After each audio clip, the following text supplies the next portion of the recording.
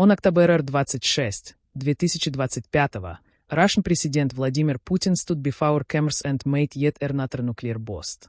Russia had just tested the Burevestnik missile, a nuclear-powered weapon that he boasted nobody else in the world has.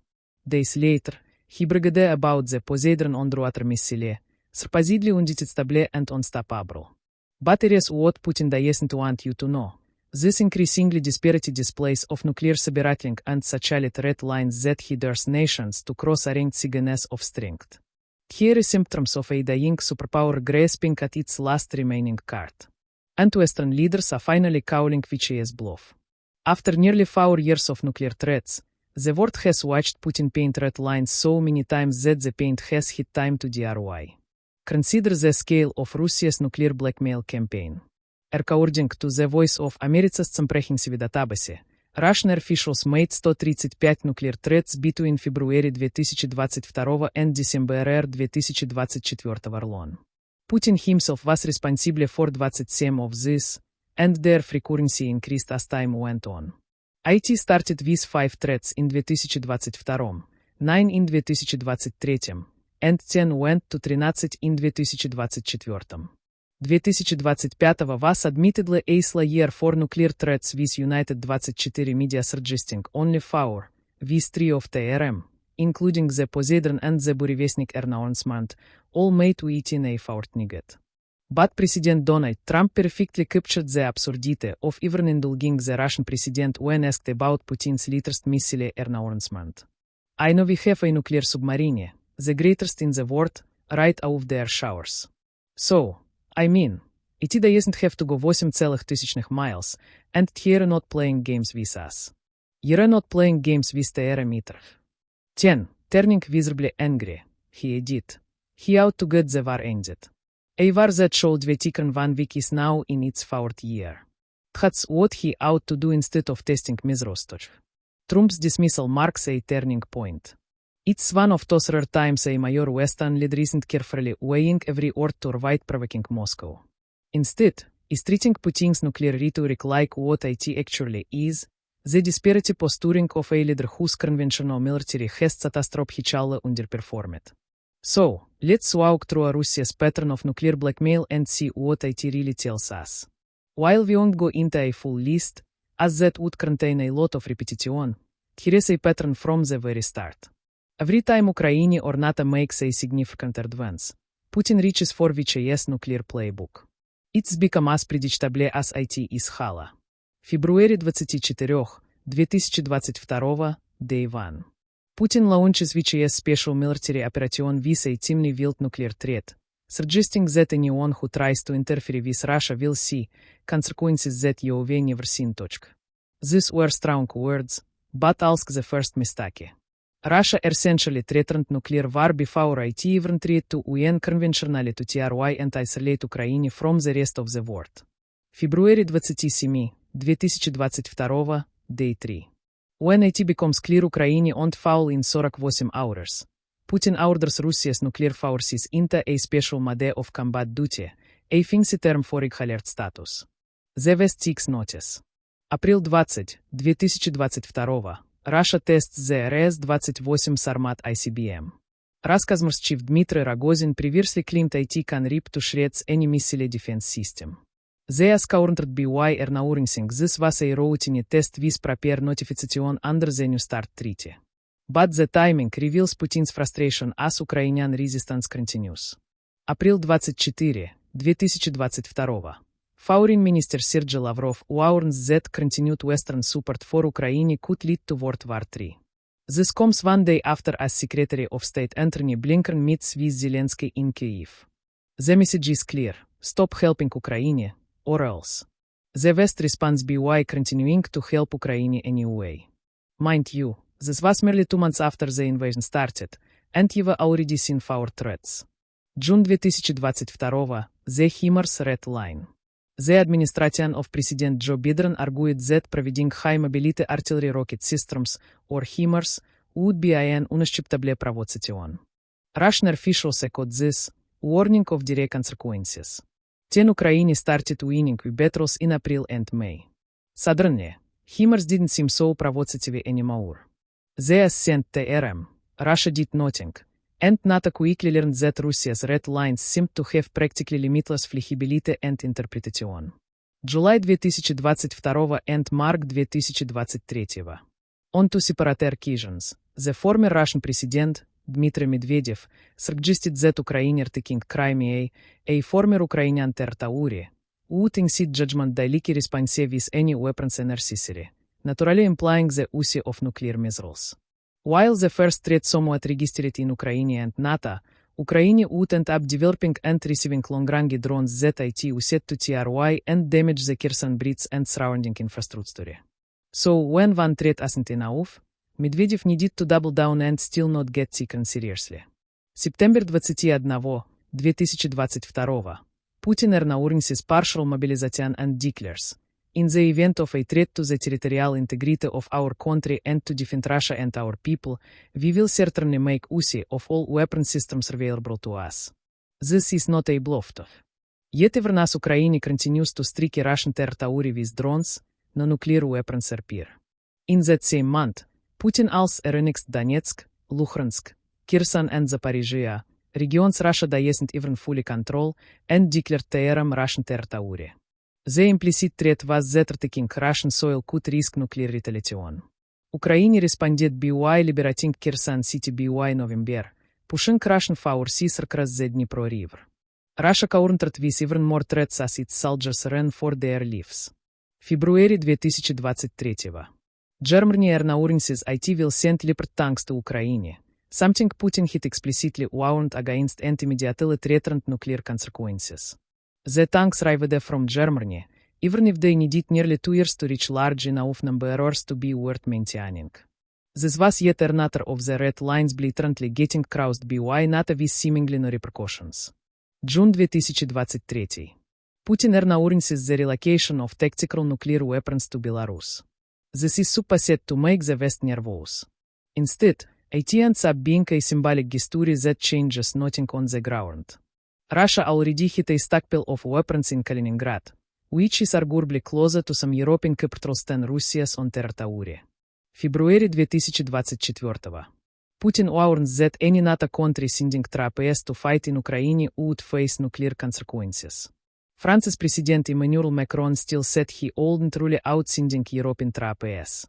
Putin orders nuclear weapons drills. In the end, NATO didn't send any troops and Ukraine managed to still hold with its domestic human resources stockpile and good old ingenuity in developing drones to make up for the numbers deficit. August 2024. Ukraine invades Kursk and launches attacks on other Russian regions. Putin's previous red line said that a direct threat to Russian territory that came from NATO weapons helping Ukraine reach its goals would be tantamount to a Russo-NATO war. But no official declaration of war came and Russia would need 6 months to quell the Ukrainian incursion in Kursk.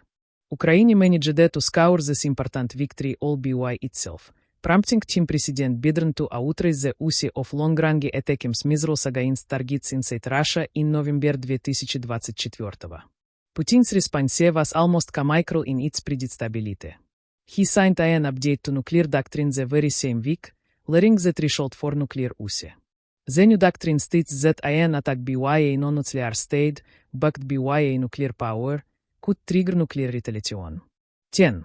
On November 19, 2024, Ukraine actually strikes a military facility in Russia's Bryansk region with attacking missiles. Russian Foreign Minister Lavrov declares this a new phase of the Western war against Russia. Kremlin spokesman Dmitry Peskov warns that the doctrine now permits a nuclear response. And yet, nothing happened.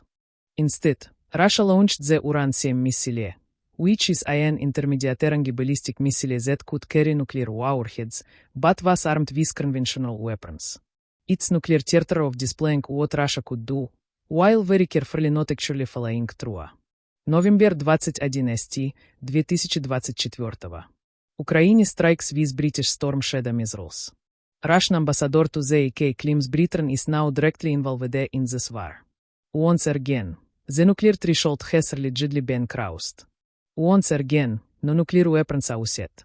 Then we come to 2025 and a renewed rapid fire of threats as Russia breaches its supposedly perfect systems.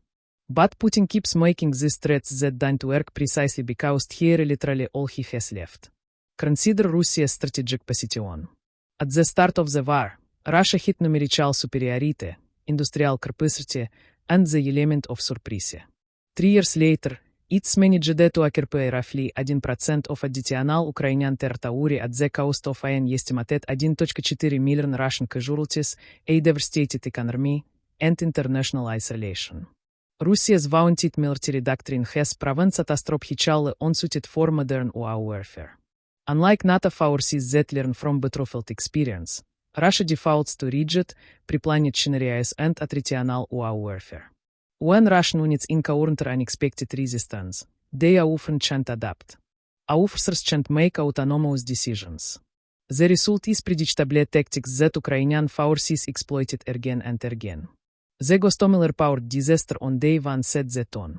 Russia sent 200 to 300 special operation troops on helicopters to seize an airfield just outside Kyiv. The plan was to airlift reinforcements and march on the capital. Instead, Ukrainian defenders shot down 4 helicopters, blocked the runways, and forced the entire operation to abort. 18 transport planes carrying up to 4,000 troops were spotted heading toward Gostomel but turned back rather than land under fire. This tactical failure revealed deep structural problems. Putin's invasion wasn't planned by Russia's military command, but by the FSB, aka the security services. They expected Ukraine to capitulate within 10 days. Russian forces literally didn't bring spare parts for extended combat operations. Captured maps showed no plan to encounter enemy resistance.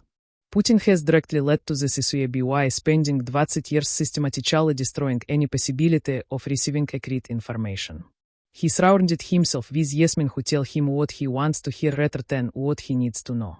When the FSB compiled reports about Ukraine, they carefully filtered the data to match Putin's beliefs, that Ukraine isn't legitimate, that Ukrainians would welcome Russian liberators, that the West won't intervene decisively with our opposition. Russia is forced to execute orders against its long-term interests.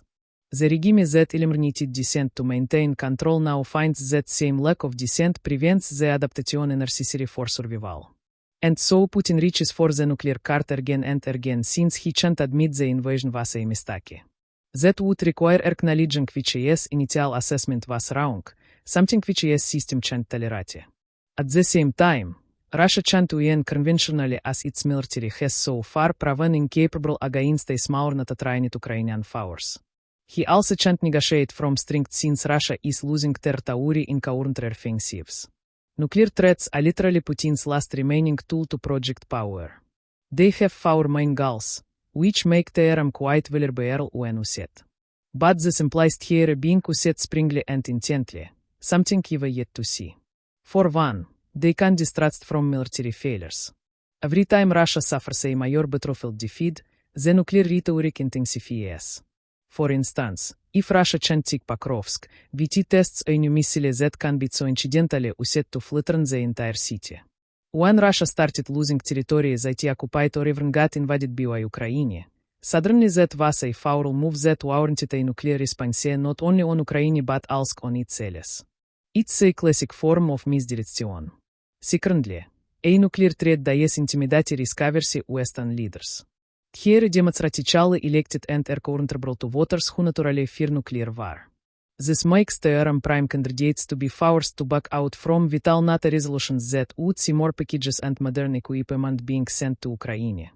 But even this strategy is working less and less often in 2025 as most of Europe banded together to increase military readiness and share some of the burden of NATO's leadership. Third, Russia's state media amplifies every nuclear threat, portraying Putin as a strong leader holding Western aggression at bay. For a Russian audience consuming Kremlin propaganda, these threats prove that Russia remains a superpower, never mind the actual military performance. Finally, Putin's grip on power rests on a few hundred people, security services, military command, and oligarchs. These people need to believe Putin is winning or at least not catastrophically losing. Nuclear threats serve as evidence that Russia still has cards to play even as the conventional war slips away. The Atlantic Council put it perfectly. Putin has become a geopolitical gangster.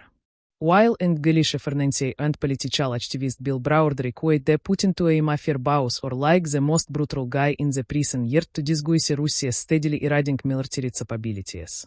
Like a gangster who's lost his muscle but still tries to intimidate through a reputation alone, Putin threatens consequences is increasingly unable and unwilling to deliver. But let's address the obvious question: if Putin is so desperate, as to stop him from actually using nuclear weapons? The answer is simple.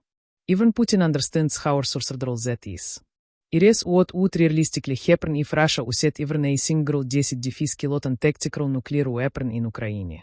Within seconds, everything in a half-mile radius is vaporized. The city, let's say Zaporizhzhia with its 700,000 inhabitants, is effectively destroyed.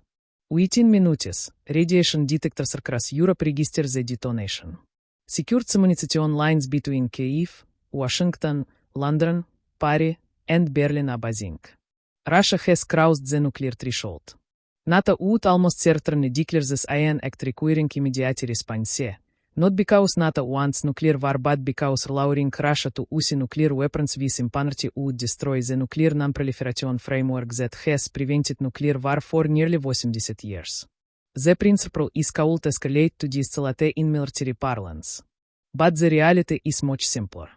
If you let someone use nuclear weapons once without massive consequences, he uses them again and the next target might be you. And eventually someone else will use them too. So NATO would be forced to respond. Maybe it launches massive conventional strikes against Russian forces in Ukraine. Maybe it uses tactical nuclear weapons of its own targeted at Russian military installations. Maybe it declares direct war against Russia. Putin, facing the collapse of his regime and possible defeat, decides that if he's going down, he might as well take the world with him. So he authorizes a full nuclear exchange, which the rest of the world replies with in kind. Within an hour, hundreds of nuclear warheads are airborne. Cities across Russia, the United States, and Europe are obliterated. Within hours, tens of millions of people are dead from immediate blasts. Within days, the death toll climbs as radiation sickness spreads and fires rage uncontrolled through destroyed cities. Within weeks, 150 million tons of smoke and soot enter the stratosphere, beginning nuclear winter. Within 6 months, global temperatures drop noticeably. Crops failures begin. Within 2 years, global temperatures have fallen by 14 degrees Celsius and agricultural production collapses worldwide. Within a decade, an estimated 5 billion people will be dead, most from starvation rather than nuclear weapons. Modern civilization has collapsed. The survivors face a radioactive planet where vast regions remain uninhabitable for generations. So WHO and Putin do it. First and foremost, Putin wants to win. He wants Russia to be feared and respected as a great power. He wants to restore what he sees as Russia's rightful sphere of influence. Using nuclear weapons doesn't achieve any of these goals, it ends the era.